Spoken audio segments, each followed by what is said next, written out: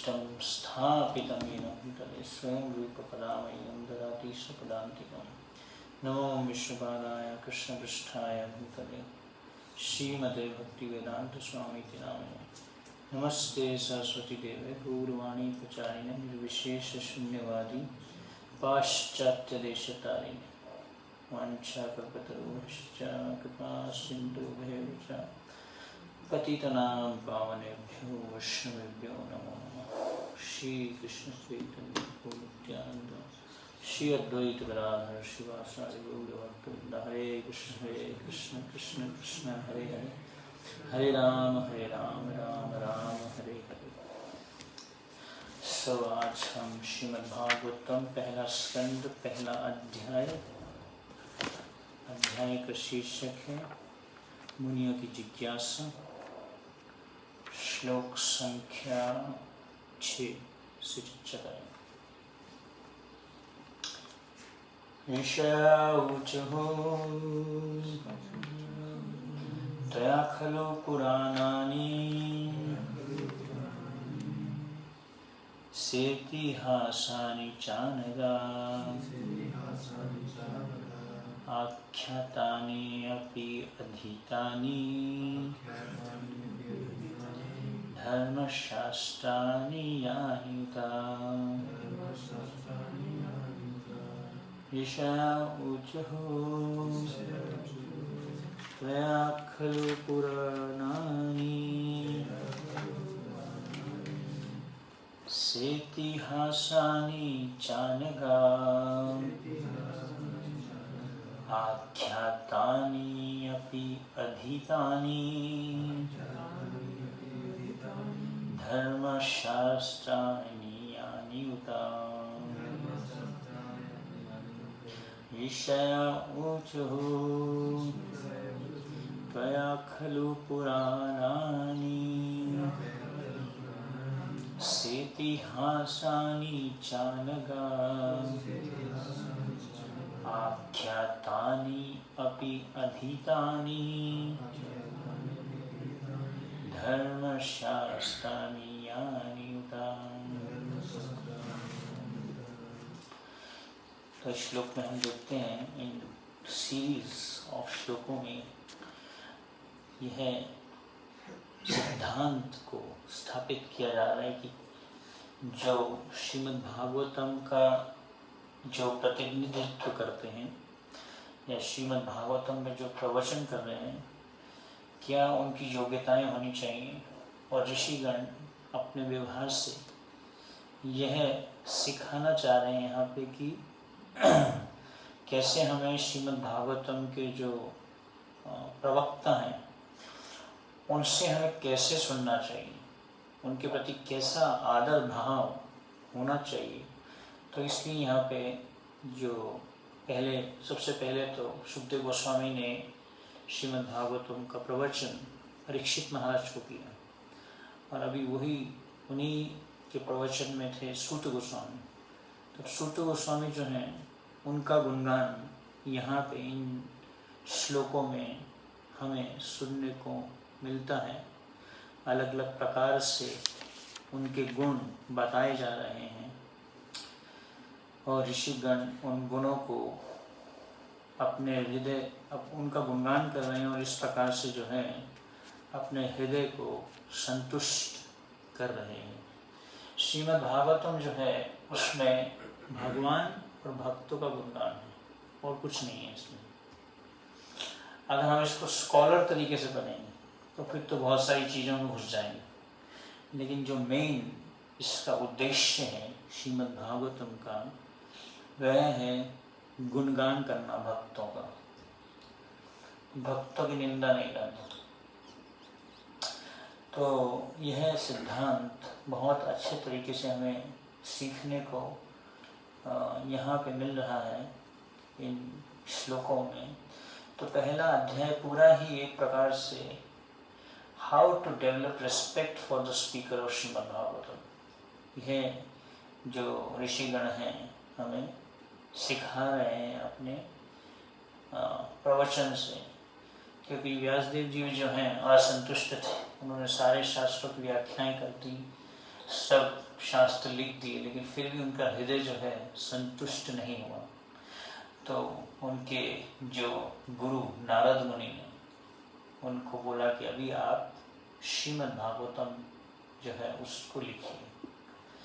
तो जब उन्होंने श्रीमद् भागवतम लिखा तो पूरे ह्यूमैनिटी को, पूरे समाज को या पूरे मनुष्यों को एक ही चीज संतुष्ट कर सकती है, वो है जहाँ पे श्रीमद् भागवतम पर प्रवचन हो रहा है या उसका सही तरीके से गुणगान हो रहा है। तो यहाँ पे हम देखते हैं कि कैसे जो ऋषिगण हैं वह सूत गोस्वामी का गुणगान कर रहे हैं। और पिछले श्लोक में भी हमने इसी सिद्धांत को देखा। प्रभुपाद जी ने इस बात को परपोर्ट में दिया है एक्चुअली में, और इधर में यह श्लोक में और परपोर्ट में सेम बात आ रही है कि जो भागवतम के प्रवक्ता हैं वो कैसे होने चाहिए। तो यहाँ पे बताया जा रहा है, मुनियों ने कहा, हे पूज्य सूत गोस्वामी, आप समस्त प्रकार के पापों से पूर्णतः मुक्त हैं। You are completely free from all vice. अगर आप धार्मिक जीवन के लिए विख्यात समस्त शास्त्रों एवं पुराणों के साथ साथ इतिहासों में निपुण हैं, क्योंकि आपने समुचित निर्देशन में उन्हें पढ़ा है और उनकी व्याख्या भी की है। तो प्रभुपाद जी परपोर्ट में बताते हैं कि कैसे शास्त्रों को पढ़ना चाहिए, क्या तरीका है शास्त्रों को पढ़ने का, क्या हमें उसको स्कॉलरली तरीके से पढ़ना चाहिए। जैसे जीव गोस्वामी बहुत बड़े स्कॉलर थे, लेकिन जब वह रूप गोस्वामी के पास आए वृंदावन में, तो रूप गोस्वामी ने उनको ये नहीं बोला कि आप किताबें लिखो, तुम बहुत बड़े स्कॉलर हो। अगर शुरू में कोई नया डिवोटी आता है ज्वाइन करने के लिए, उसको इमीडिएटली जो है ऐसी सेवाएं नहीं देनी चाहिए जिससे उसका अहंकार बढ़ जाए, क्योंकि शुरू में हम बहुत सारा अपने मन में अहंकार लेके आते हैं। हम जैसे सुनते हैं श्रील भक्ति सिद्धांत सरस्वती ठाकुर की लीला में कि एक बहुत महान व्यक्ति हमारे भारत के, जिन्होंने एक बहुत बड़ा यूनिवर्सिटी बनाया इंडिया में, वह भक्ति सिद्धांत सरस्वती ठाकुर के पास आए और बोले, हमें आपसे कुछ प्रश्न करने हैं। तो भक्ति सिद्धांत सरस्वती ठाकुर ने क्या बोला, वो किचन में बर्तन पड़े हैं, जाके बर्तन धो, आपके सभी प्रश्नों का उत्तर मिल जाएगा। तो भक्ति सिद्धांत सरस्वती ठाकुर ने तुरंत उनके प्रश्नों का उत्तर नहीं दिया।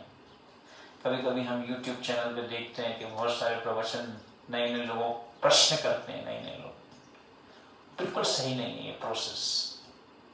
प्रोसेस इज टू प्रणिपातेन परिप्रश्नेन सेवया। पहले गुरु के पास जाओ, उनको प्रणिपात करो। जैसे यहाँ पे जो आप देखेंगे ऋषिगण कैसे प्रणिपात कर रहे हैं, फिर परिप्रश्न। यू कैनॉट क्वेश्चन फर्स्ट, पहले जाके प्रश्न नहीं किया जाता, पहले प्रणिपात किया जाता, फिर परिप्रश्न, फिर उसके हिसाब से सेवा किया जाता है। तो इस प्रकार से ये महान जो पुरुष हैं, ये भक्ति सिद्धांत ठाकुर के पास गए और भक्ति सिद्धांत ठाकुर ने बोला कि आप बर्तन धोइए। और जब उन्होंने उनकी बात सुनी, उन्होंने प्रणिपात किया, उनकी बात सुनी, उनको प्रणिपात किया, सेवा किया, बर्तन धोए, और उसके बाद में उन्होंने भक्ति सिद्धांत ठाकुर बोला कि मेरे प्रश्न का उत्तर मिल गया। दिव्य ज्ञान हृदय प्रकाशिता।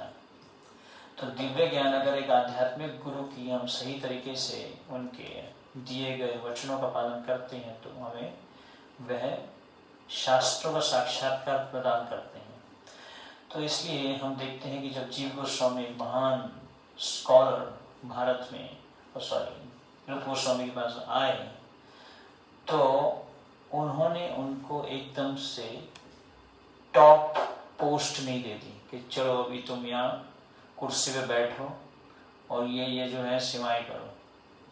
तुम एक एजुकेटेड व्यक्ति हो, बड़े कंपनी से आए हो, बड़ी बड़ी कंपनियों में तुमने काम किया। जो बड़ी बड़ी कंपनियों से आते हैं उनको तुरंत झाड़ू पोछा कराना चाहिए सालों तक, क्योंकि बहुत ज़्यादा अहंकार से आते हैं। मैनेजमेंट जो है हमारा दिमाग को पूरे क्या कर देता है, उसमें कचरा भर देता है। इसलिए ये मीनियल सर्विसेज जो होती हैं इनसे कभी भी हमें we should not lose touch with the menial services। तो जितनी भी ये तुच्छ सेवाएं हैं उनसे हमें कभी भी ऐसा नहीं होना चाहिए कि हाँ अभी तो मुझे ज़रूरत नहीं है तो न्यू डिवोटी किसी में, ऐसा कभी भी नहीं सोचना चाहिए। तो इसलिए यहाँ पे हम देखते हैं कि प्रभुपाद जी हमें बहुत ही सुंदर तरीके से समझा रहे हैं कि जो शास्त्र हैं उनको समुचित निर्देशन में पढ़ना चाहिए। यह है सूत गोस्वामी का गुणगान, इसलिए उनको जो है नेक्स्ट स्पीकर बनाया गया भागवतम का, सुखदेव गोस्वामी के बारे में। क्यों बनाया गया? यहाँ पे बहुत सुंदर जो ट्रांसलेशन दिया जा रहा है उसमें प्रभुपाद जी का जो ट्रांसलेशन है उसमें बहुत ही एक स्पेशल प्रभुपाद लिख रहे हैं, धर्मशास्त्राणि यानी उता आख्यातानि अपि अधीतानि धर्मशास्त्राणि यानी उता। तो श्रीमद् भागवतम धर्मशास्त्र है, सिर्फ ये लोगों को धर्म का प्रवचन देने के लिए नहीं है, धर्म को स्थापित करने के लिए अपने व्यवहार से इसमें जो दिए गए जो धर्म के सिद्धांत हैं उनको जीवन में उतारने के लिए। लोग सोचते हैं धर्म का अर्थ है हिंदू धर्म या मुस्लिम धर्म या क्रिश्चियन धर्म या सिख धर्म। व्हाट इज रियल धर्म? प्रभुपाद जी बताते हैं इसको। धर्म जो है आत्मा का धर्म, आत्मा का धर्म है सेवा करना। जैसे नमक का धर्म नमकीन, पानी का धर्म तरलता।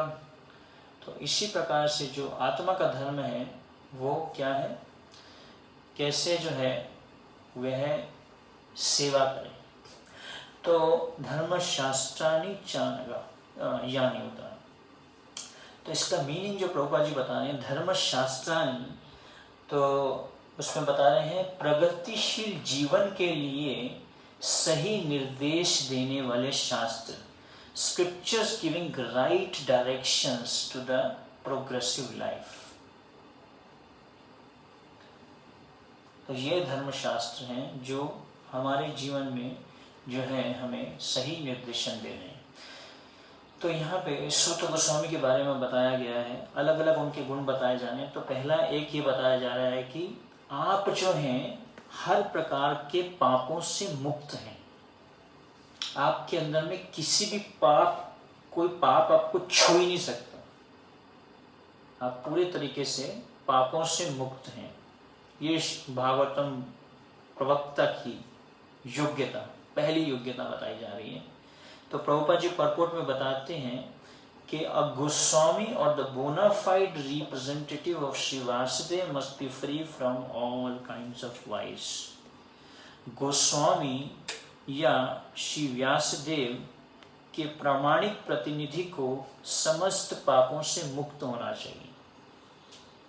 किसी भी प्रकार का पाप नहीं होना चाहिए किसके अंदर में, जो श्रीमद् भागवतम का या श्री व्यासदेव जी का प्रतिनिधित्व कर रहा है। तो प्रभुपाद जी बता रहे हैं 4 प्रकार के पापों के बारे में। पहला बता रहे हैं स्त्रियों के साथ अवैध संबंध, पशुवध दूसरा, तीसरा मादक द्रव्य सेवन तथा सभी प्रकार की धुत क्रीड़ा या gambling. Illicit connection with the woman, second is animal slaughter, third is intoxication, and fourth is the speculative gambling of all sorts. A Goswami must be free from all these vices before he can dare to sit on the Vyasasana। तो बहुत strong बोल रहे हैं यहाँ पे। अगर तभी उसको हिम्मत करनी चाहिए व्यास आसन पे बैठने के लिए। हिम्मत ही नहीं होनी चाहिए। हिम्मत कैसे आ गई इस व्यक्ति में व्यास आसन पे बैठने के लिए? तुम्हारी हिम्मत कैसे हुई? ऐसे बोलते हैं ना कभी कभी, पोपा जी ऐसा बोल रहे हैं। पोपा जी का मूड देखिए, परपोर्ट में मूड, सिर्फ परपोर्ट को, वर्ड्स को मत समझो, पढ़ो उसको। इंग्लिश में जो प्रभुपाद जी ने दिया हिंदी में थी, अगर मैं हिंदी में पढ़ूंगा अब तो वो भाव नहीं मिल पाएगा। अभी मैं हिंदी में पढ़ के दिखाता हूँ आपको। किसी गोस्वामी को व्यास आसन पर बैठने का, हाँ यहाँ पे भी अच्छा दिया उन्होंने, भाव को पकड़ा है, इस ट्रांसलेशन में अच्छा है। किसी गोस्वामी को व्यास आसन पर बैठने का तभी साहस करना चाहिए जब वह इन सभी पापों से मुक्त है। This is the minimum qualification for regulative principle जो प्रभुपाद जी देंगे। मिनिमम क्वालिफिकेशंस की बात हो रही है। एटलीस्ट 16 राउंड्स तो मिनिमम है, बहुत ही। 16 से तो ज़्यादा ही माला होना चाहिए। जो प्रवचन कर रहा है, प्रवचन करता है, कम से कम ही शुड बी। भक्तिसिद्धांत श्री ठाकुर तो 64 राउंड्स बोलते हैं। तो मैं जानता हूँ कुछ ऐसे डिवोटीज को जो 32 माला किए बिना क्लास नहीं देते। ऐसा स्टैंडर्ड भी फॉलो करते हैं कई लोग जो। तो डिफरेंट स्टैंडर्ड्स हैं, लेकिन मिनिमम प्रभुपाद जी यहाँ पे बोल रहे हैं 4 रेगुलेटिव प्रिंसिपल्स के बारे में, 4 नियमों का पालन करना। तो no one should be allowed to sit on the A Goswami must be free from all these vices before he can dare to sit on the Vyasasana. तो ये 4 नियम जो हैं ये बहुत ही महत्वपूर्ण है हमारी चेतना को शुद्ध रखने के लिए। प्रभुपाद जी बोलते हैं प्योरिटी इज द फोर्स। शुद्धता ही जो है हमारी क्या है, शक्ति है। अगर हम प्योरिटी नहीं मेंटेन करेंगे, शुद्धता नहीं मेंटेन करेंगे, है ना, जैसे कि कोई बोले कि मुझे कृष्णा भी चाहिए और मुझे माया भी चाहिए, तो हो नहीं पाएगा, है ना। आपने आग लगाई और उसमें क्या कर दिया, पानी डाल दिया। सुबह सुबह हरे कृष्णा महामंत्र का जप किया, भक्ति चालू की अच्छे से उत्साह के साथ में, फिर नियमों को तोड़ दिया, 4 नियमों को तोड़ दिया। तो यह नियम हर एक के लिए, चाहे वो ब्रह्मचारी है चाहे वो गृहस्थ है। ऐसा नहीं है कि गृहस्थ आश्रम में आके हमें फ्री में सेंस ग्रेटिफिकेशन अलाउड है, इंद्रिय तृप्ति करना अलाउड है, ऐसा नहीं है। सभी के लिए मनुष्य जीवन के नियम है। यही असली धर्म है। जो धर्म की बात हो, ये धर्म के जो सिद्धांत हैं। धर्म मतलब ये नहीं है कि हिंदू धर्म या मुस्लिम धर्म या क्रिश्चियन धर्म। धर्म के 4 सिद्धांतों की स्थापना होना। जो भी धर्म हमें इन 4 बातों को सिखाता है वही असली धर्म है। जो धर्म हमें इन 4 बातों को नहीं सिखाता, मतलब वहां धर्म का ग्लानि है। इसलिए इन 4 नियमों की स्थापना करना ये बहुत ही महत्वपूर्ण है। जितना इसके ऊपर जोर दिया जाए वह कम है। तो आगे प्रभुपाद जी बोलते हैं no one should be allowed to sit on the Vyasa asana who is not spotless in character and who is not free from the above mentioned vices. तो उसको अलाउ ही नहीं करना चाहिए। प्रभुपाद जी बोल रहे हैं व्यास आसन पे बैठने के लिए जो निष्कलंक चरित्र वाला ना हो और उपयुक्त पापों से रहित ना हो, उसे व्यास आसन पर न बैठाया जाए। ऐसा नहीं है कि कोई भी आया हो उसको क्लास दे दिया, चलो आप क्लास दो। ये स्टैंडर्ड होना चाहिए, स्टैंडर्ड चेक करना चाहिए कि मिनिमम बेसिक क्वालिफिकेशन जो है वो ये फॉलो कर रहा है। He not only should be freed from all such vices, but must also be well versed in all revealed scriptures or in the Veda. सिर्फ इन पापों से ही मुक्त होने के बाद में प्रभुपाद जी उसके बाद में क्या बता रहे हैं कि उसको जो है शास्त्रों का भी अच्छे से ज्ञान होना चाहिए। शास्त्रों में या वेदों में पारंगत होना चाहिए। पुराण भी वेदों के ही अंग हैं, एवं महाभारत या रामायण जैसे इतिहास भी वेदों के ही अंग हैं। आचार्य या गोस्वामी को इन ग्रंथों से पूर्णतः अवगत होना चाहिए।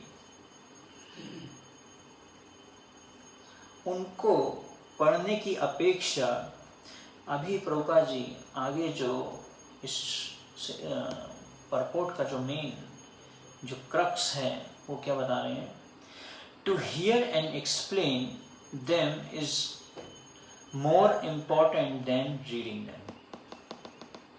प्रभुपाद जी ऐसा बोल रहे हैं, क्या बोल रहे हैं कि उनको पढ़ने की अपेक्षा उनका श्रवण तथा उनकी व्याख्या अधिक महत्वपूर्ण है। किसकी? जो भी हम शास्त्र हमें दिए गए हैं, सिर्फ उनको पढ़ना ही नहीं है, लेकिन उनको किसी आध्यात्मिक व्यक्ति के निर्देशन में उसको क्या करना है, उसको सुनना है। देखो यहाँ पे जो सूत गोस्वामी की जो गुण बताया गया उसमें क्या बताया गया है, for you have gone through them under proper guidance and have also explained them. क्योंकि आपने समुचित निर्देशन में उन्हें पढ़ा है और उनकी व्याख्या भी की है। तो सूत गोस्वामी जो हैं उन्होंने किन के निर्देशन में पढ़ा? शुद्ध गोस्वामी, उनके मार्गदर्शन में। तो शास्त्रों को सिर्फ ऐसे ही नहीं पढ़ सकते कि कुछ भी शास्त्र उठा लिया, कुछ भी बुक उठा ली, उसको हम जो है पढ़ने लग गए। अत्याहार सिर्फ यही नहीं है कि हम ज़्यादा भोजन कर रहे हैं। उससे पहले तो रूप गोस्वामी ने पहले ही बोल दिया उसके बारे में, पहले वाले श्लोक में क्या बोला, उदर वेगम, वाचो वेगम, मनस्सक क्रोध वेगम, जीवा वेगम, उदर वेगम। तो दोबारा नेक्स्ट श्लोक में थोड़े ना बोलेंगे उदर वेगम के बारे में। कभी कभी लोग सोचते हैं कि अत्याहार का मतलब ये है, अत्याहार मतलब ज्यादा खाना नहीं है, अत्याहार नहीं करना चाहिए, प्रभु जी अत्याहार कर रहे हो आप, ये नहीं है इसका मतलब। अत्याहार मतलब किसी भी चीज में उसको ओवर पोजेस करना, किसी भी चीज को ज्यादा पोजेस करके रखना, चाहे वो जैसे धन है। अभी गृहस्थ लोग जो है धन कमाते हैं, उसको पोजेस करके रखना चाहते हैं, बहुत सारा धन कमाएंगे सिक्योरिटी के लिए, फ्यूचर सिक्योरिटी के लिए। रूप गोस्वामी ने वहीं पे तलवार मार दी, 50% फॉर प्रोपोगेटिंग कृष्णा कॉन्शियस। जितना कमा रहे हो उसको 50% कृष्णा कॉन्शियसनेस के प्रचार करने में लगाओ, 25% अपने पास रखो, 25% फ्यूचर के लिए रखो। अतिहार तो कहीं पे अत्याहार करने का ऐसा चांस नहीं होना चाहिए। हर 6 महीने में हमें अपना लॉकर चेक करना चाहिए। कुछ जो भी एक्स्ट्रा आइटम आ गए, 6 महीने से ज्यादा अगर आपके पास में कोई भी आइटम है, मतलब वो आपको नहीं चाहिए, उसको डोनेट कर देना चाहिए। यह ब्राह्मण का लक्षण है। पठन पाठन यजन याजन दान प्रतिग्रह। ब्राह्मण क्या करता है? दान लेता है, और जो दान लेता है उसको प्रतिग्रह, दान प्रतिग्रह, उसको दान दे देता है। ऐसा नहीं कि हाँ भाई हम ब्राह्मण हैं हमें दान देना चाहिए आपको, दान लेते ही उसको डोनेट कर देता है, उसको तुरंत कृष्ण की सेवा में लगा देता है। तो जो भी हमारे पास है, ऐसा नहीं है कि अभी जो 25% आपके पास बच गया अभी आप उससे इंद्र तृप्ति कर सकते हो, ऐसा भी नहीं है। जो 25% बचा उसको भी इस तरीके से यूटिलाइज करना है कि कैसे कृष्णा कॉन्शियसनेस में ही यूज किया जाए। ऐसा नहीं कि उसको मिसयूज कर सकते। तो हमारे अंदर में किसी भी चीज को मिसयूज करने की टेंडेंसी बहुत स्ट्रांग रहती है। तुरंत हमें कुछ भी मिलता है उसको एक्सप्लॉइट करना चाहते हैं, उसको मिसयूज करना चाहते हैं। सपोज आपको एक अच्छा फोन दे दिया जाए, यहाँ पे मैं वाईफाई लगा दूं, सपोज यहाँ पे वाईफाई लगा दीजिए, बहुत फास्ट 100 Mbps कनेक्शन दे दिया जाए, तुरंत उसको मिसयूज करेंगे। एक बार हुआ था हमारे आश्रम में, हमने ऐसा लगाया था वाईफाई शुरू में, अगले 3 दिन में ही वाईफाई हटा दिया। क्यों? तुरंत डिवोटिस के मैसेजेस आ गए कि प्रभु जी यहाँ मिसयूजिंग। कुछ जो ऑनेस्ट लोग थे उन्होंने तुरंत बताया कि मैंने इसको मिसयूज किया, गलत तरीके से मैंने इसको यूज किया है आश्रम में। तो ये जो मिसयूज करने की जो टेंडेंसी, इसलिए रूप गोस्वामी बोलते हैं अत्याहार नहीं करना है। किसी भी चीज में अगर हम मार्गदर्शन में नहीं चलेंगे तो हम क्या करेंगे, हर एक चीज का अत्याहार करेंगे, चाहे वो शास्त्र है, चाहे वो किसी भी चीज में, मतलब कुछ भी हमें चाहिए। इसलिए मर्सी को बोला जाता है डिसेंडिंग मर्सी। जितना भक्ति में हर एक चीज जो है दी जाती है, मांगी नहीं जाती, मांगा नहीं जाता, हाँ मुझे ये चाहिए, ये मुझे चाहिए, मुझे ऐसा चाहिए, मुझे वैसा चाहिए, ये मांगा नहीं जाता। भक्ति में दिया जाता है, आपको मिलता है। Everything is descending. दीक्षा मांगी नहीं जाती, दीक्षा दी जाती। कुछ भी जो है of course we can express, हमें एक्सप्रेस करना, we should express ourselves, express करना चाहिए, लेकिन हमें जो है मांगना नहीं चाहिए, डिमांड नहीं करना चाहिए, जिसको कहते हैं डिमांड करना किसी भी चीज को कि हाँ भाई मुझे तो ये चाहिए, नहीं तो हरे कृष्णा। यहाँ नहीं, हम फिर कहीं और दूसरी जगह जाते हैं, कहीं ऐसा कुछ सोचते हैं। तो कहने का अर्थ ये है कि जो मिसयूज करने की टेंडेंसी जो है, एक्सप्लॉइट करने की जो टेंडेंसी है, वो बहुत स्ट्रांग है हमारे अंदर। जैसे कि आपको कोई फैसिलिटी दे दी जाए, चलो आपको आज बाइक दे दी जाए, आपको कार दे दी जाए, या कोई भी फैसिलिटी दे दी जाए, तुरंत हम उसको क्या करेंगे, इस तरीके से थोड़ा सेवा भी करेंगे, लेकिन उसको फिर कहीं ना कहीं उसको हम इस तरीके से यूज करेंगे। तो इसलिए रूप गोस्वामी बताते हैं अत्याहार, कुछ भी अति नहीं होना चाहिए। भगवान जब हमें, जैसे प्रभुपाद जी पहले इतनी बड़ी उन्होंने फैक्ट्री लगाई, लेकिन फैक्ट्री जो है प्रभुपाद जी की डिस्ट्रॉय हो गई। प्रभुपाद जी ने क्या बोला, when Krishna become more merciful he takes away. जब कृष्ण जो है तस्य हम अनुग्रह में, जब भगवान ज्यादा कृपा करते हैं तो वो क्या करते हैं, सब कुछ हमसे ले लेते हैं। तो पहले प्रभुपाद जी से लिया सब कुछ, लेकिन जब प्रभुपाद जी का एग्जांपल दे रहा हूँ, प्रभुपाद जी ऑलवेज क्वालिफाइड है ऐसा नहीं है, लेकिन मैं एक एग्जांपल पॉइंट ऑफ व्यू से ये पॉइंट को बोल रहा हूँ कि पहले भगवान हमसे सब कुछ छीन लेते, लेकिन जब भगवान देखते हैं कि हाँ अभी ये योग्य है, इसको सब कुछ दे दो, तो rags to riches. Prabhupada ji ऐसे मिलियनर बन गए क्योंकि उनको जो भी दिखा उन्होंने उसको क्या किया, तुरंत उसको क्या किया, कृष्ण की सेवा में लगाया, एक्सप्लॉइट नहीं किया उसको, है ना। ईशोपनिषद का जो पहला श्लोक आता है, ईशावास्यम इदं सर्वं यत् किंच जगत्यां जगत्तेन त्यक्तेन भुंजिता मा विदा तस्य सिद्धनम, है ना। सब कुछ भगवान की प्रॉपर्टी है, लेकिन इसमें से हमें क्या करना चाहिए, अपना कोटा लेना चाहिए। हर व्यक्ति को अपना कोटा लेना चाहिए। सपोज कोई आइटम एक्स्ट्रा अच्छा बना, टेस्टी, तो उसको क्या करते हैं, ज्यादा हम एंजॉय कर लेते हैं, दूसरे व्यक्ति के बारे में सोचते ही नहीं कि वो भी है, उसका भी तो कोटा है उसमें। हम अपना कोटा ले लेते हैं, अपने कोटा के उसका कोटा भी ले लेते हैं। कभी कभी ऐसा होता है ना। तो एक्सप्लॉइटेटिव टेंडेंसी जो है, एंजॉय करने की जो टेंडेंसी है, वो हमारे अंदर में बहुत स्ट्रॉन्ग है। सपोज आपके अंदर में 4 लोगों को डाल दिया जाए तुरंत, चलो ऐसे ऐसे ऐसे, यू विल एक्सप्लॉइट देम। इसलिए भगवान देते नहीं है, भगवान उतना ही देते हैं। भगवान को पता है कि उतना ही देंगे जितना आप इसको सही तरीके से कृष्ण कॉन्शियसनेस में उसको यूज कर सकते हैं। तो कहने का अर्थ ये है कि जो शास्त्र हैं उनको भी किसी के मार्गदर्शन में पढ़ना चाहिए, है ना। कभी कभी लोग जो हैं, यूटिलिटी इज द प्रिंसिपल, युक्त वैराग्य के रूप में सोचते हैं सब कुछ तो भगवान की सेवा में लगाना है। यूटिलिटी इज द प्रिंसिपल, रूप गोस्वामी ने सिखाया, युक्त वैराग्य प्रिंसिपल है, सब कुछ तो भगवान की सेवा में लगेगा, तो ये भी ले लो, वो भी ले लो, ऐसे। तो बहुत सारे जो नियम हैं वो टूट जाते हैं। आश्रम में रहने के जो नियम हैं वो सब स्पॉइल हो जाते हैं। तो इसलिए हम यहाँ पे ये सिद्धांत बहुत अच्छे से समझते हैं कि कैसे हमें किसी भी चीज़ में जो है अत्याहार में नहीं जाना, क्योंकि एक प्रॉपर मार्गदर्शन में जब चलेंगे, कंसल्टेशन में चलेंगे, तो फिर हम अत्याहार से बच पाएंगे। हरे कृष्णा। श्रील प्रभुपाद की जय। श्रीमद् भागवतम पुराण की जय। तारे गौर।